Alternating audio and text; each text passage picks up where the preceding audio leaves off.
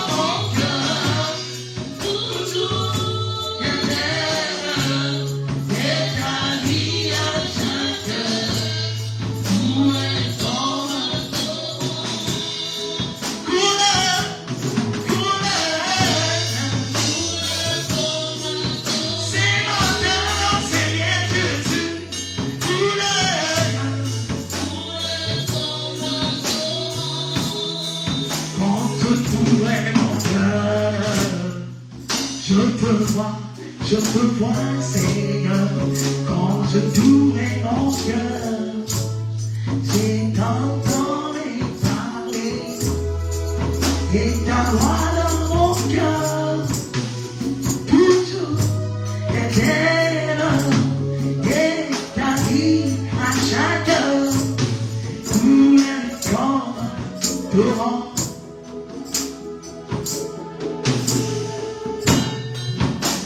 Commence à prier pour la parole. Commence à prier. Demande à Dieu de te parler.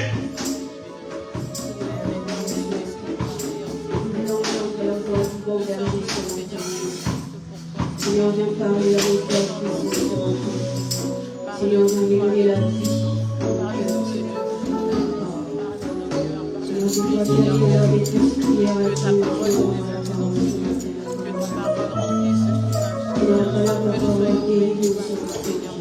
Comment t'aider cette génération de bienfaits sont trop grands. Du fond de mon âme coule des larmes qui traduisent mes silences.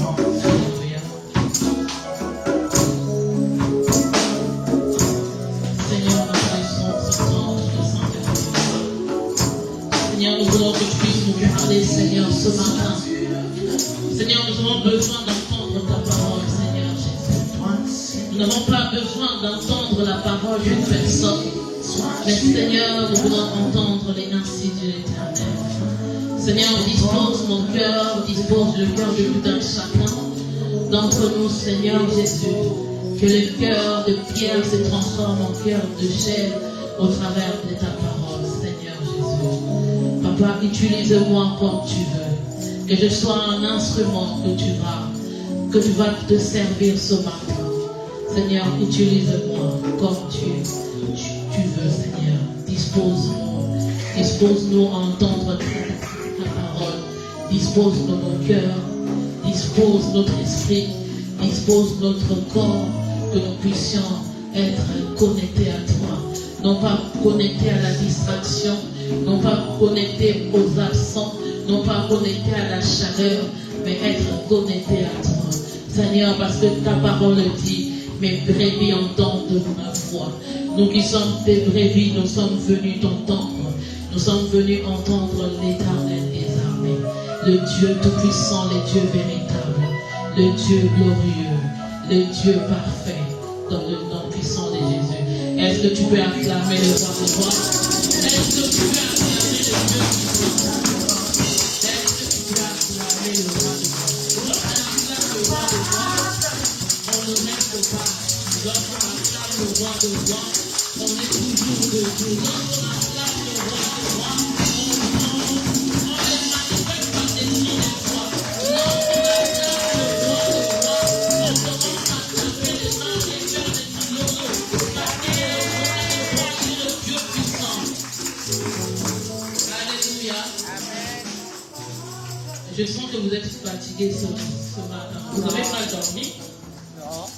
Je rends grâce à Dieu pour l'opportunité qui me permet ce matin de me tenir devant vous. Je dis merci à l'apôtre qui m'a laissé sa chair. Et je dis aussi merci à vous qui êtes là, qui avez bravé la chaleur pour venir dans la présence de Dieu. Que Dieu vous bénisse abondamment, que Dieu vous rende centuple. Alléluia. Ce matin, j'ai 2 portions de texte à lire dans Psaume 37, le verset 5. Psaume 37, le verset 5.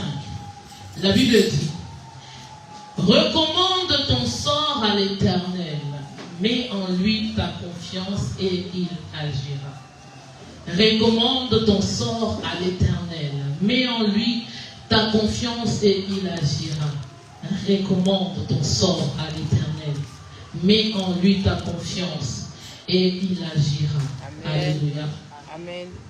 Philippiens 4, 6 à 7 nous dit: ne vous inquiétez de rien, mais en toutes choses, faites connaître vos besoins à Dieu par des prières et des supplications, avec des actions de grâce. Vous pouvez vous asseoir. Ne vous inquiétez de rien, mais en toutes choses, faites connaître vos besoins à Dieu par des prières et des supplications, avec des actions de grâce. Dans Pierre 5, verset 7, la Bible dit: et déchargez-vous sur lui. Et déchargez-vous sur lui de vos soucis, car lui-même prend soin de vous. Alléluia. Amen. Alléluia. Amen. Ce matin, je suis venu vous parler d'un thème qui veut simplement dire: recommande ton sort à l'Éternel. Recommande ton sort à l'Éternel. Pourquoi recommande ton sort à l'Éternel? Parce que Dieu a vu que tu as perdu un peu la foi. Dieu a vu que nous avons dit que c'est l'année de l'accélération. C'est l'année de la grâce divine. C'est l'année où Dieu va faire des choses rapidement dans notre vie. C'est l'année où nous devons demander à Dieu. Mais Dieu constate que nous sommes fatigués. Dieu constate que nous sommes comme si nous avons perdu la foi. C'est comme si nous avons perdu même l'espoir. Lorsque même nous prions, lorsque nous parlons à Dieu, nous avons l'impression que Dieu n'entend pas. Nous avons l'impression que non. C'est comme d'habitude. Je prie la même chose. Je dis la même chose. Mais Dieu ne me voit pas. Dieu ne m'entend pas. Dieu est venu ce matin te dire: recommande ton sort à l'Éternel. Amen. Dieu n'est pas venu te dire: recommande ton sort à ta famille. Dieu n'est pas venu te dire: recommande ton sort à ton mari. Dieu n'est pas venu te dire ce matin: recommande ton sort à ta famille ou à un ami. Dieu est venu te dire ce matin: recommande ton sort à l'Éternel. Non pas à quelqu'un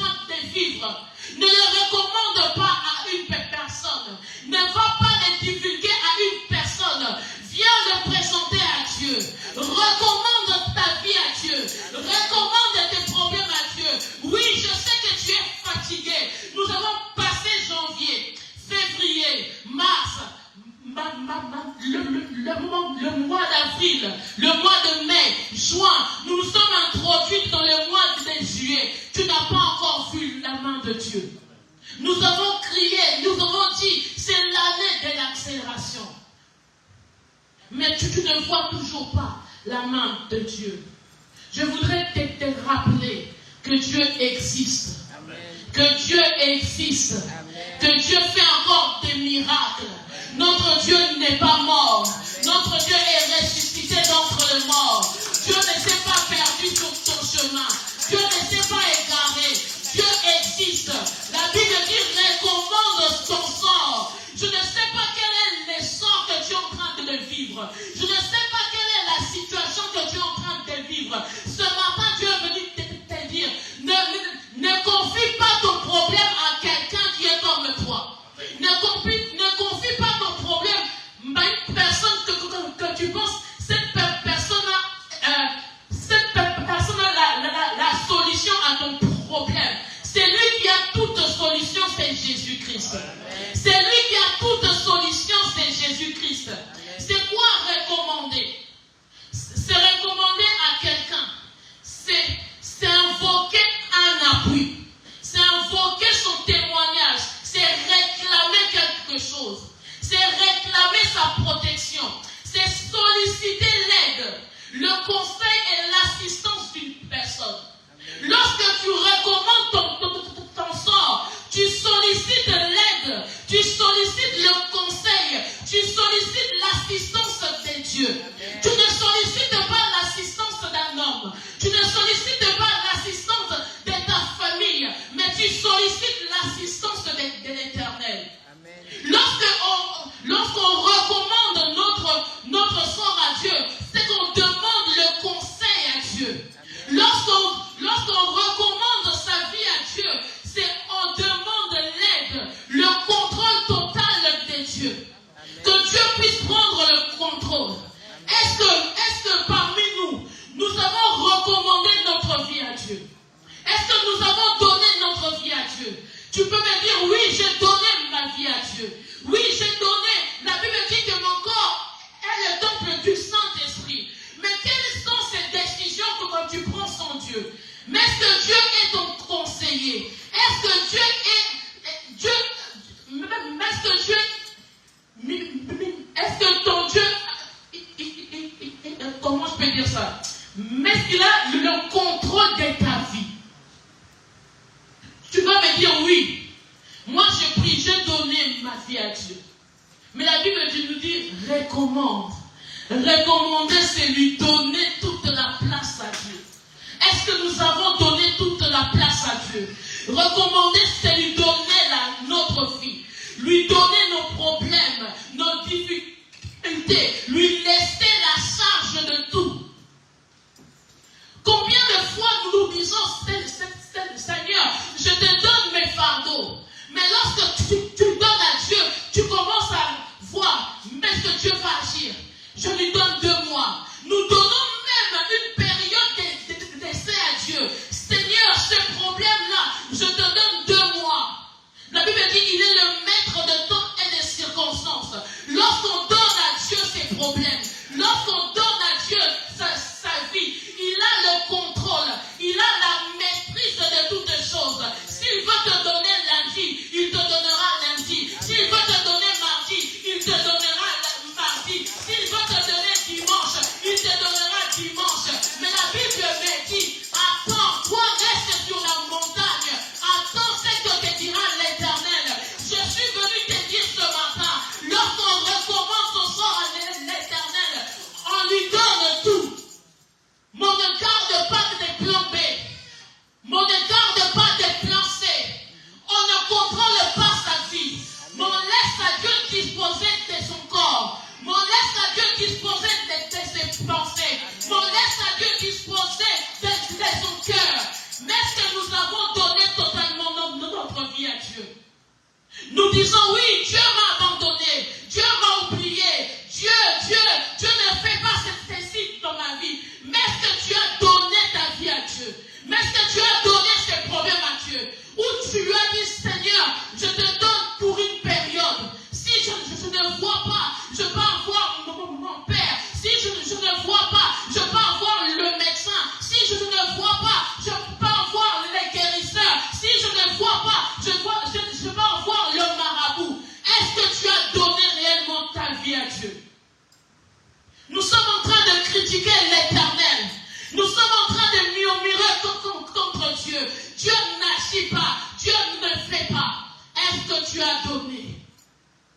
Ce matin, Dieu te demande, ton corps, les conseils, tu les prends d'où?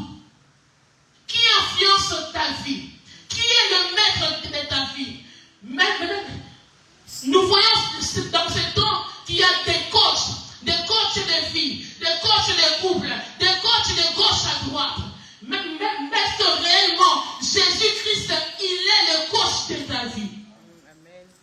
Lorsqu'on parle de recommander, c'est lui laisser la gestion, lui laisser la direction, lui laisser qu'il soit le chemin, la vie et la vérité dans ta vie. Est-ce que Christ, il est le chemin? Est-ce que c'est lui qui montre le chemin dans ta vie? Est-ce que c'est lui qui prend les orientations dans ta vie? Est-ce que c'est lui qui prend les décisions?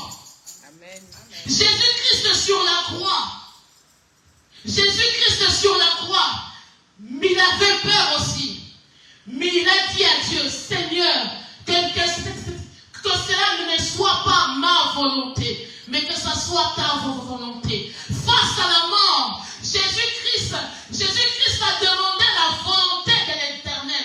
Il a recommandé sa vie entre les mains de Dieu. Il n'a pas vu que non, je vais partir. Oh, il a vu que non, je laisse le contrôle à Dieu. Mais c'est face à nos épreuves, face à cette situation difficile, tu laisses la place à Dieu d'agir. Nous avons déjà des plans. Oui, je vais faire ça, je vais dire ça. Je vais m'organiser comme ça. Je vais faire ceci. Pour mes papiers, je dois déclarer que je suis gay. Pour mes papiers, je dois faire ceci. Pour avoir des enfants, pour avoir ce travail, pour avoir cette maison. On nous demande même de mentir. On nous demande même de mettre par terre nos valeurs, de mettre notre titre, notre relation avec Dieu par terre, parce que nous avons besoin d'un bien matériel. Parce que tu vois que le temps, ça tarde. Tu vois que ces enfants-là, ça tarde. Tu vois que ce mari, cette femme tarde. Tu vois que ce papier tarde. Tu vois que tout ce que tu cherches tarde. Et donc tu commences à chercher par tes propres moyens. Ce matin, je suis venu te dire, la seule solution, c'est Jésus. Amen. La seule solution, c'est Jésus. Si tu avais d'autres solutions, sache dans ces lieux, nous ne prêchons que Jésus comme solution. Nous ne prêchons que Jésus comme la vie. Nous ne prêchons que Jésus comme la solution à tes problèmes. Ce matin, ce n'est pas ta mère, ni ton père, ni ton mari, ni tes biens qui peuvent être la solution à ta vie, mais c'est Jésus-Christ. Amen. Lorsqu'on parle de sort, des fois, on parle de comment on appelle ça? Lorsqu'on parle de sort, cela repose sur l'idée que le pensée, les paroles, les actions possèdent un pouvoir et qu'en canalisant ce pouvoir,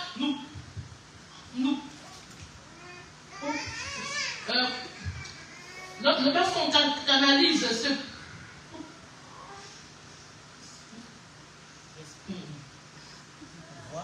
merci papa, nous pouvons co-créer notre réalité en harmonie avec le divin. C'est-à-dire que lorsqu'on parle des sorts, on veut simplement dire que nos pensées, notre parole, nos actions peuvent influencer notre vie, peuvent influencer notre manière de fonctionner. Lorsqu'on parle des sorts aussi, on parle de tout ce qui est tout ce qui est hasard, tout ce qui est prédiction, tout ce qui est comment je peux dire ça, tout ce qui est charme, qui veut dire ensorcellement, maléfique, qui veut dire envoûtement, fortune, qui veut dire destinée, providence.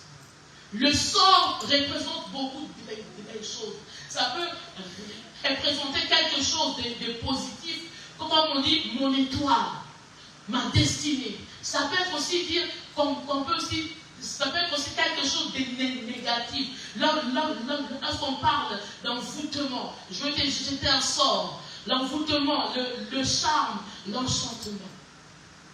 La Bible dit recommande ton sort. Le sort, c'est ce problème-là que tu as depuis des années. Ton sort, c'est cette maladie qui a longtemps duré. Ce sort, c'est l'envoûtement qui règne dans ta vie. Le sort, ça peut être cette maladie qui a longtemps duré dans ton corps. Le sort peut être la stérilité qui est dans ta vie. Le sort peut être le manque de papier qui est dans ta vie. Le sort peut être le manteau de la mort qui est dans ta vie. Le sort peut être cette maladie héréditaire. Le sort peut être le manque de paix. Le sort peut être le travail que tu fais, mais tu n'arrives pas à manger l'argent. Le sort peut être toutes ces épreuves-là que tu es en train de vivre. Le sort peut être les épreuves par lesquelles tu es en train de passer. Les déserts, les combats que tu es en train de vivre. Le sort, c'est cela. Ce matin, je suis venu te dire, Dieu te dit, tous ces sorts-là, confie-les-moi. Donne-le-moi. La Bible dit, venez à moi, vous tous qui êtes fatigués et chargés, je vous donnerai du repos. Ce n'est pas ta mère, ton père qui peut te donner la paix. Il n'y a que Jésus qui donne la paix. Amen. Amen. Le sort, nous le voyons. Des fois, on voit dans une famille la même chose qui vient. La même chose. Dans les pères, il y avait la même chose. La même maladie. Dans les fils, pareil. Dans les frères, dans les petits frères, pareil. C'est des sorts qui sont envoyés. Mais ce matin, je voudrais te dire, ne crains pas les sorciers. Ne crains pas ces problèmes. Ne crains pas ces situations qui sont face à toi. Mais toi, recommande-le simplement à ton Dieu. Recommande-le à l'Éternel. Oui, nous constatons des choses. Nous constatons des manques dans notre vie. Nous constatons que non, Dieu a fait des promesses, mais Dieu n'agit pas. Nous constatons que non, Dieu nous a promis que non, il va nous donner l'argent. Que Dieu nous a promis qu'on aura des enfants, qu'on aura des voitures, qu'on aura les biens matériels. Mais nous ne voyons pas cela. Mais ce matin, je suis venu te dire, recommande encore ta vie entre les mains de l'Éternel. Le temps des miracles n'est pas encore fini. Amen. Dieu est capable de faire, même là où le médecin peut dire que c'est fini. Amen. Dieu est capable de changer ta vie. Dieu est capable de bouleverser les données. Mais lorsqu'on recommande, lorsqu'on laisse la place à Dieu, comment recommander son sort à l'Éternel? Comment tu recommandes ton sort à l'Éternel? Tu vas me dire, oui, je prie. La Bible dit, nous prions, mais nous ne recevons pas parce que nous péchons. Ce sont nos péchés qui nous éloignent de Dieu. Tu pries comment? Comment est-ce que tu pries? La manière dont tu pries, est-ce que quand tu pries réellement dans la présence de Dieu? Est-ce que lorsque tu pries, tu es connecté à Dieu? Ou quand tu pries, tu commences à faire tes listes des courses? Ma pensée, oui, je dois acheter du riz, et là tu es en train de prier Dieu. Ta prière est devenue automatique. Lorsque tu pries, tu rentres en mode automatique. C'est depuis des vraies paroles adressées à Dieu. C'est depuis des paroles qui viennent de ton cœur. C'est depuis des paroles sincères. Combien de fois nous prions, Dieu ne nous entend même pas. Parce qu'il sait que non, lorsque tu vas dire cette phrase-là, tu vas finir par ça. Tu vas t'introduire par cette phrase. Dieu connaît déjà nos phrases. Dieu sait comment tu pries. Est-ce que tu pries avec sincérité? Est-ce que lorsque tu pries, est-ce que Dieu voit réellement si tu es un enfant de Dieu? Est-ce que lorsque tu pries avec force, tu pries avec passion? La Bible dit, la prière fervente du juste m'a une grande efficacité. La Bible dit que non, la prière passionnée du juste, ce n'est pas juste une prière quelconque, mais la prière avec passion, la prière avec sincérité,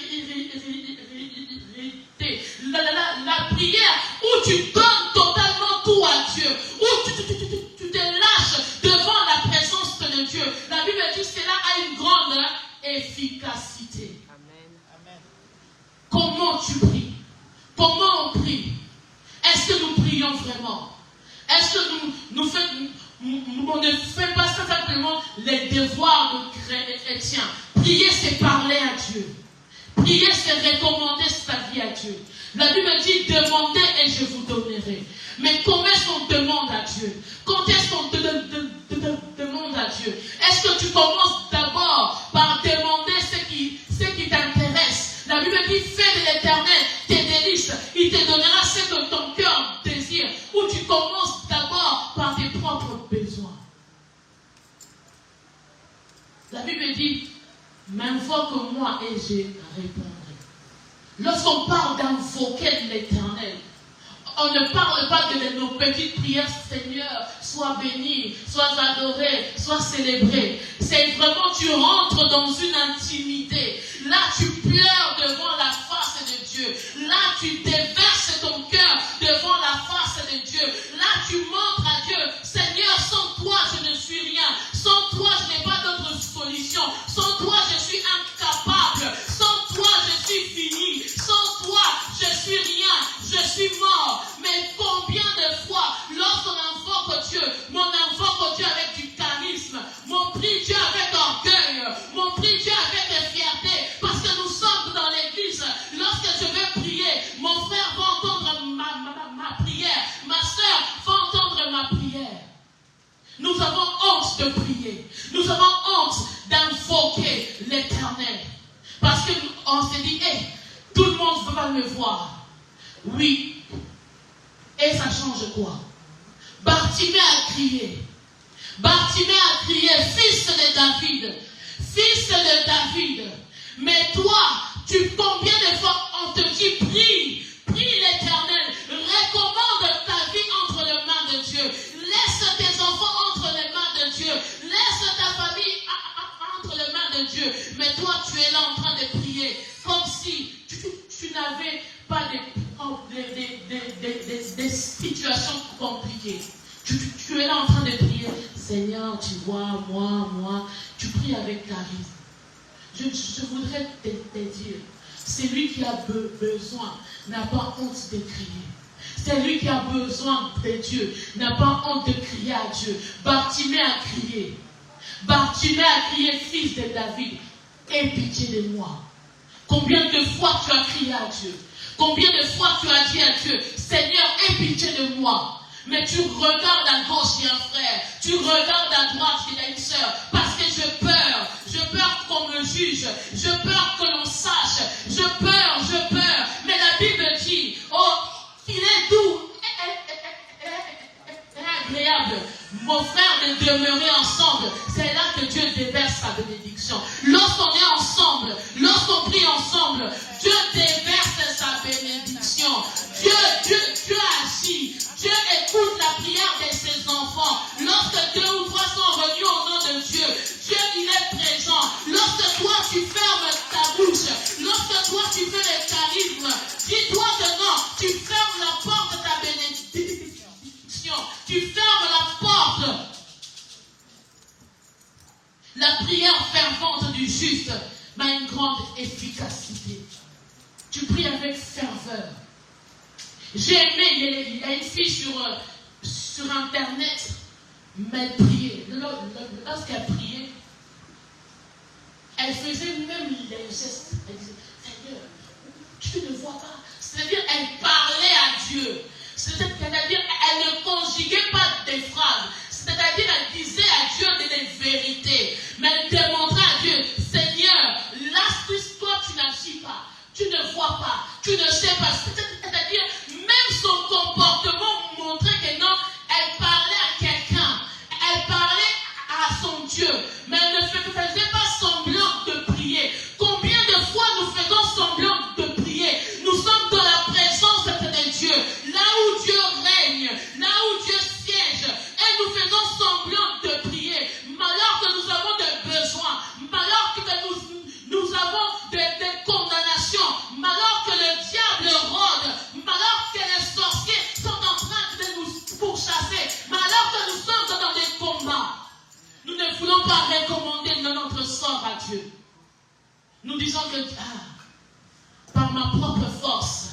mon intelligence, je suis capable de faire. Mais Dieu est venu te dire, l'intelligence que tu as, la force que tu as, la santé que tu as, c'est lui qui te donne. Amen. La Bible dit encore, veillez et priez car votre adversaire, le diable rôde, cherchant qui dévorer. Lorsque nous prions, nous recommandons notre vie à Dieu. Lorsque nous prions, oh, Dieu nous préserve du danger, préserve nos enfants. Oh, lorsque nous prions même pour l'avenir de nos enfants. Nous prions même pour le mariage de nos enfants. Nous prions même pour cet avenir-là que nous ne connaissons pas. Nous prions pour le maintenant et le passé. Parce que nous savons que le lendemain est entre les mains de Dieu. Nous laissons tout entre les mains de Dieu. Nous ne laissons pas l'avenir de nos enfants entre les mains de l'ennemi. Combien de fois des parents ne prient pas pour leurs enfants? Recommander son sort à Dieu, c'est aussi jeûner. Lorsque Esther a voulu que Dieu puisse changer la situation, Dieu puisse changer, comment on appelle ça, Dieu puisse toucher le roi, Esther a décrété un temps de jeûne et prière. C'est aussi recommander son sort, se priver de la nourriture. Ce n'est pas forcément que lorsque nous disons « Oh, trop c'est trop », mais il faut aussi un temps de jeûne familial. Il faut aussi un temps de jeûne individuel. Lorsque tu te prives, tu recommandes ton sort à Dieu. Tu dis à Dieu, Seigneur, je me prive pour que toi tu puisses prendre la place, pour que toi tu puisses prendre le contrôle. Mais combien de fois nous gênons? Combien de fois tu te dis non, là il fait chaud, il fait chaud. Oui. Mais le diable ne voit pas le chaud. Le diable, il fait son travail. Recommander son sort, c'était de prendre le temps de jeûner. De prendre le temps de jeûner pour sa famille. De prendre le temps de jeûner en couple. De jeûner avec des enfants. De jeûner seul. Ce n'est pas simplement de jeûner pour l'église, mais de jeûner pour... Recommander son sort à l'Éternel, c'est aussi par... Comme je dis, les offrandes de corneille sont montées devant Dieu. Quand Dieu a fait quoi? Il a dépêché, il a envoyé l'apôtre Pierre chez lui. Et là, Corneille et sa famille ont reçu Jésus-Christ dans leur vie. Lorsque tu commences à faire des actions de grâce, tu commences à donner à Dieu. Je ne parle pas que de l'argent. Tu commences à donner, à sacrifier certaines choses dans ta vie pour Dieu. Dieu va commencer à agir autrement dans ta vie. Nous voyons même dans la vie de Job. Job priait pour ses enfants. Job donnait des offrandes pour ses enfants. Job, il disait à chaque fois, peut-être que mes enfants m'ont péché devant Dieu. Donc je viens recommander, je viens laisser leur vie entre les mains de Dieu. Je viens offrir à Dieu ces offrandes-là pour mes enfants. Amen.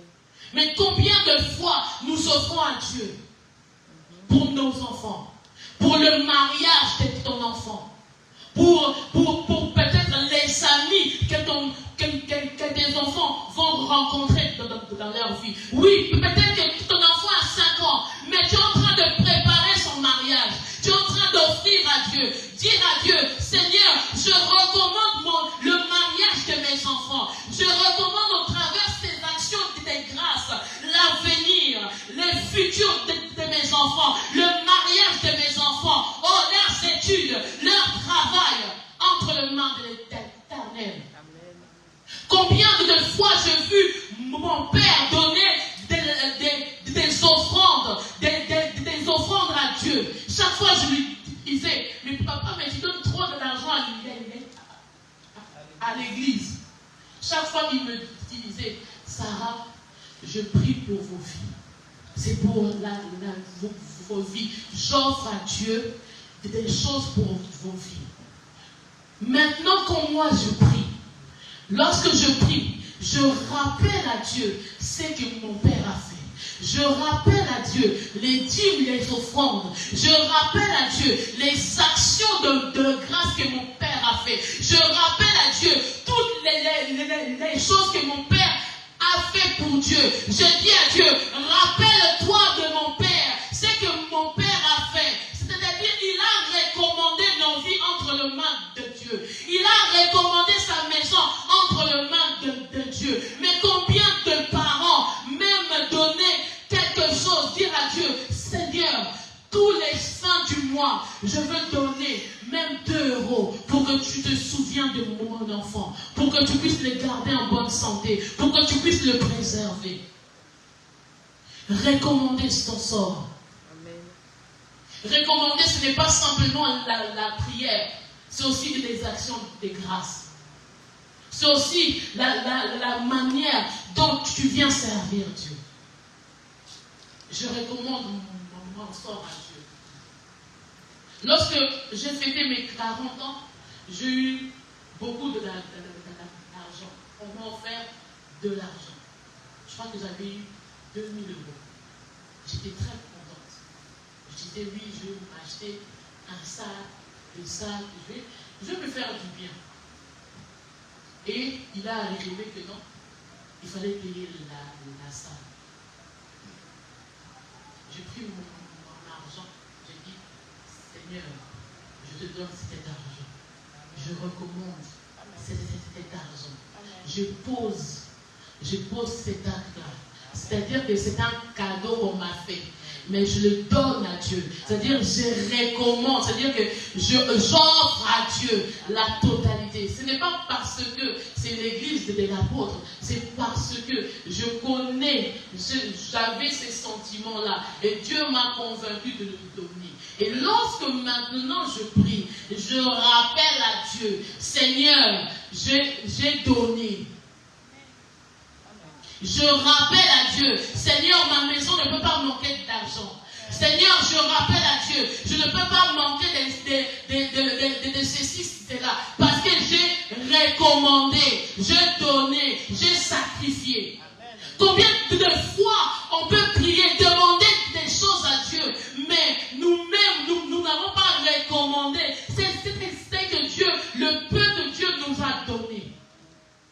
Même l'eau que Dieu te donne, même la nourriture que Dieu te donne,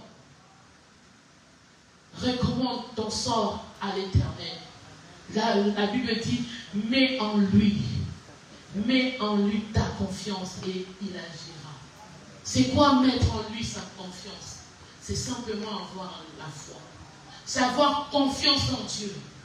Mais avoir confiance à ces grands dieux. Le Dieu qui fait des miracles, le Dieu qui a fait le ciel et la terre, le Dieu qui ressuscite les morts, le Dieu qui a sorti Daniel de la fosse au lion, le Dieu qui a guéri la femme qui avait la perte des sangs, le Dieu qui te guérit tous les jours, le Dieu qui te garde. Dieu te dit de lui faire confiance. Faire confiance à Dieu, c'est croire à sa parole. Faire confiance à Dieu, c'est croire en Dieu, c'est avoir confiance en lui. Peu importe les vents, peu importe la tempête, peu importe les combats, faire confiance à Dieu. Amen. C'est croire que Dieu est capable de changer l'impossible en possible. C'est de croire que le miracle est permanent. C'est de croire que le miracle va nous accompagner partout. C'est de croire que le miracle est encore possible. Lorsqu'on croit, lorsqu'on a confiance en Dieu, on lui fait confiance en toutes circonstances. On croit en son parole. On croit que le miracle n'est pas encore terminé. Amen. Amen. Lorsqu'on fait confiance en Dieu, nous n'avons pas peur du lendemain. Amen. Lorsque la sœur de Lazare m'est venue dire à Dieu, Seigneur, si tu étais là, mon frère ne serait pas mort. Combien de fois nous disons à Dieu, Seigneur, si tu étais là, je serais guéri. Si tu étais là, mon père ne serait pas mort. Si tu étais là, oh, la maladie ne serait pas introduite dans ma vie. Si tu étais là, j'aurais eu mon mariage. Si tu étais là, j'aurais eu mes enfants. Si tu étais là, combien de fois nous reprochons à Dieu si tu es là.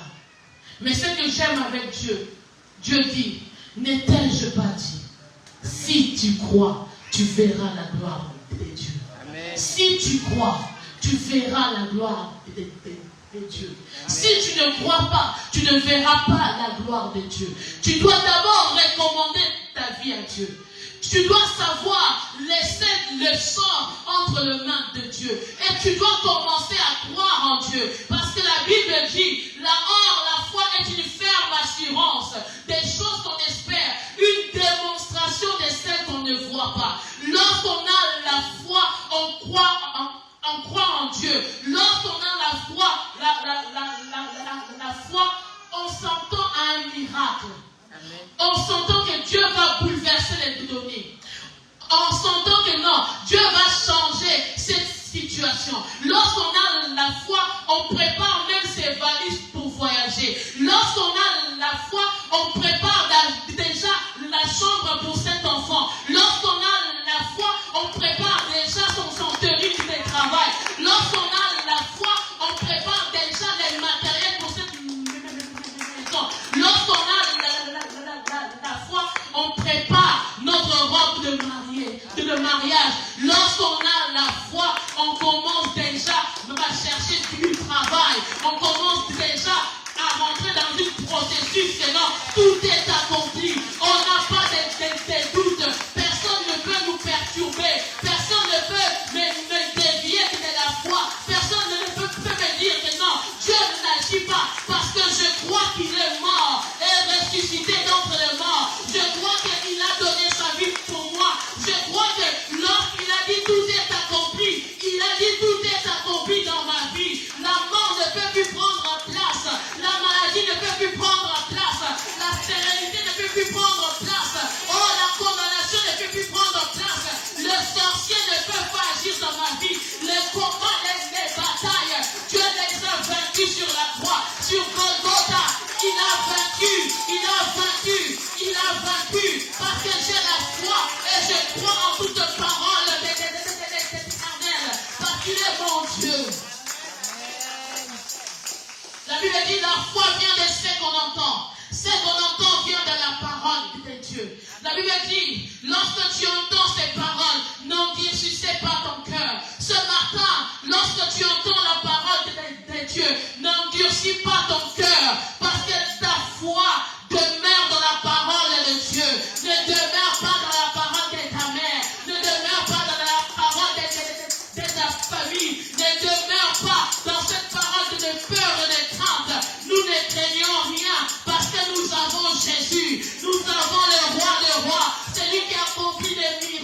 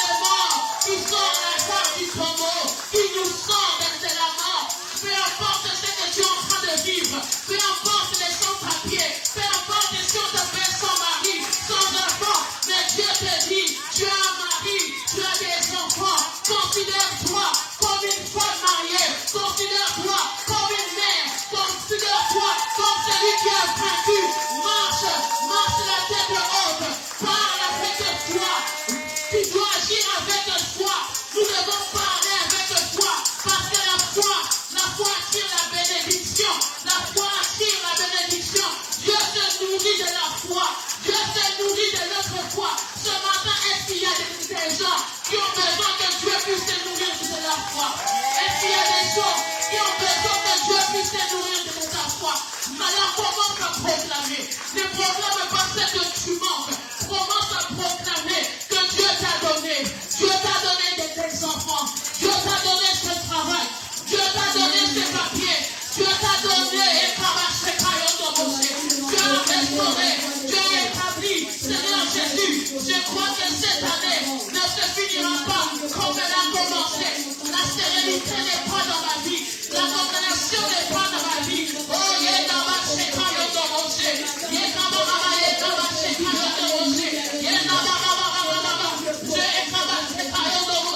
je marche dans la foi. Je parle avec foi. Je vis avec foi. Je danse avec foi.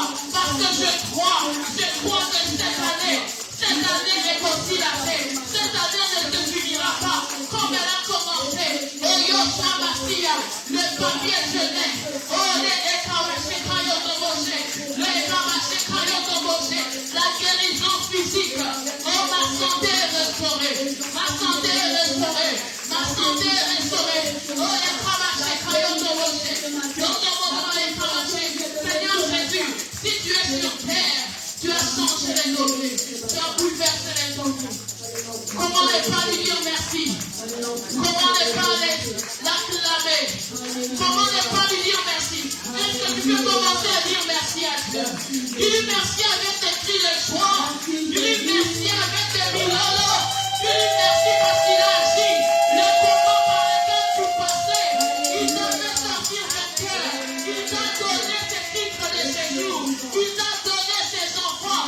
Dis merci avec des cris de joie. Oh,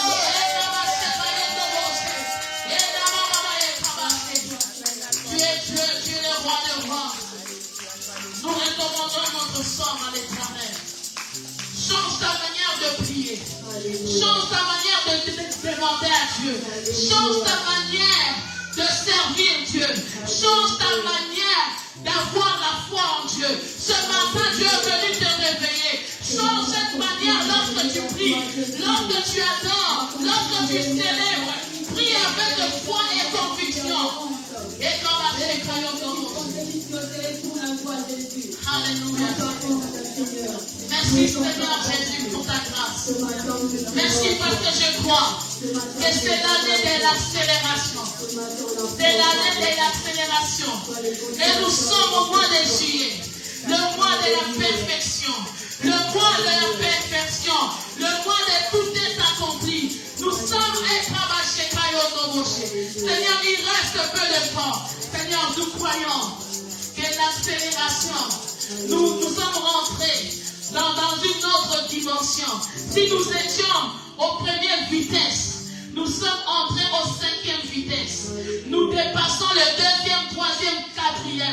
Nous rentrons directement 5e vitesse. Parce que Seigneur Jésus, il reste peu de temps. Le temps, il reste peu de temps. C'est pour ça que nous te disons merci. Merci le roi des rois, le tout-puissant, le Dieu véritable. Merci pour ta grâce. Merci parce que nous recommandons nos vies. Nous te laissons le contrôle. Nous te laissons la place.